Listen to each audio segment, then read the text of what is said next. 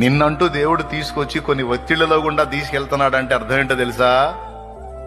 నీ లైఫ్, నీ future best గా ఉండాలని దేవుడు డిజైన్ చేశాడు. అర్థమైందా?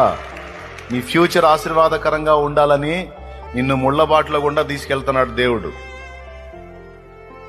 మల్లె పూల బాటలో కాదు, కాళ్ళ కింద చల్లగా సువాసనగా మెత్తగా ఉండటానికి.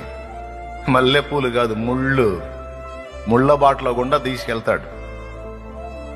అబ్బో నడవలేకపోతున్నానయ్యా అంటే ఆయన అరచేతులు అడ్డం పెడతాడు. అవసరమైతే నేను నడిచాను, నువ్వు నడు అంటాడు. ఏం ప్రభువా, నువ్వు నన్ను ప్రేమిస్తున్నావు, నాకు ఈ ఎగసాట్లేంది, ఈ బాధలేంది, ఈ ద్వేషాలేంది, ఈ పరిస్థితులేంది అంటే దేవుడు చెప్పే సమాధానం ఒకటే. ఏశావు అనేవాడు యాకోబు జీవితంలో లేకపోతే యాకోబు అనేవాడు ఇశ్రాయేలుగా మారే ఛాన్సే లేదు.